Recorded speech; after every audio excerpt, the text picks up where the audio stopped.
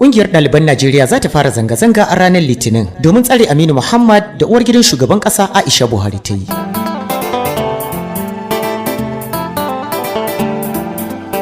Aminu Muhammad wani ɗalibi ne da ke karatu a jami'ar tarayya da ke Dutse jihar Jigawa na fuskantar tuhuma kan zargin ɓata uwar gidan Najeriya Aishabuhari suna, inda yanzu haka yake tsare a gidan yari. Washington DC, ƙungiyar ɗaliban Najeriya ta NANS ta ce za ta fara zanga-zanga ranar Litinin 5 ga watan Disambar idan hukumomi ba su saki Aminu Muhammad ba. Muhammad, wanda ɗalibi ne da ke karatu a jami'ar tarayya da ke Dutse a jihar Jigawa, na fuskantar tuhuma kan ɓatawa uwar gidan Najeriya Aishabuhari suna. A ranar Talata hukumomi suka gurfanar da shi a gaban wata kotu da ke Abuja kan wannan tuhuma. Ɗalibin, wanda ke shekarar karatunsa ta ƙarshe, ya ki amsa laifin da ake tuhumar shi a kai. Kotun ta kuma tura shi gidan yarin Suleja kafin a ci gaba da ƙarar.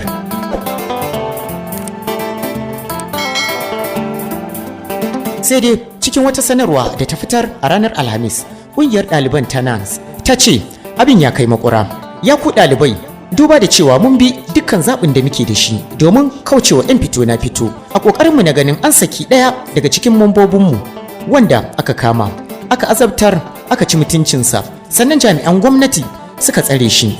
Muna masu sanar da ku cewa shugabancin wannan kungiya ya yanke shawarar fara zanga-zanga. Sanarwar, wacce ke dauke da sa hannun shugaban kungiyar Comrade Usman Umar Barambu, ta ce cikin yanayi ne kuwa. Sanarwar ta kara da cewa kusan da cewa za mu ci gaba da yin wannan zanga-zanga har sai an sake shi ba tare da an gindaya wani sharadi ba, kuma kusan da cewa abin da ya shafi ɗayanmu mu ma ya shafe mu. Wannan zanga-zanga ce da ke adawa da Sifeto Janar na 'yan sandan Najeriya Usman Alkali Baba da uwar gidan shugaban ƙasa Aisha Muhammadu Buhari.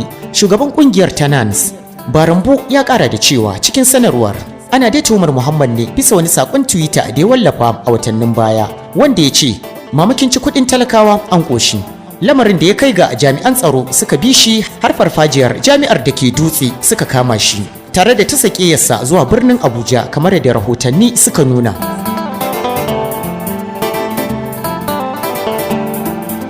Kafofin yada labarai da dama sun rawaito cewa har gaban uwar gidan shugaban ƙasa aka kai shi, sannan an yi zargin cewa jami'an tsaro sun bigi Muhammad gabanin gurfanar da shi a gaban kotu, lamarin da ya janyo kakkausar suka har daga ƙungiyar kare haƙƙin bil'adama ta Amnesty.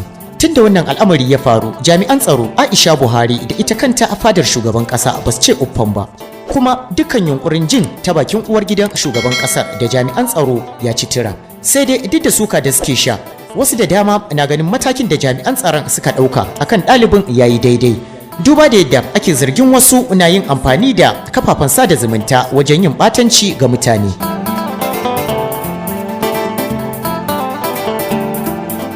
Duka-duka an muka kawo ƙarshen wannan shiri, sai kuma an jima idan kun ji mu ɗauke da wani sabon shirin. Muna alfahari da kasancewa tare da ku. Mun gode, mun gode.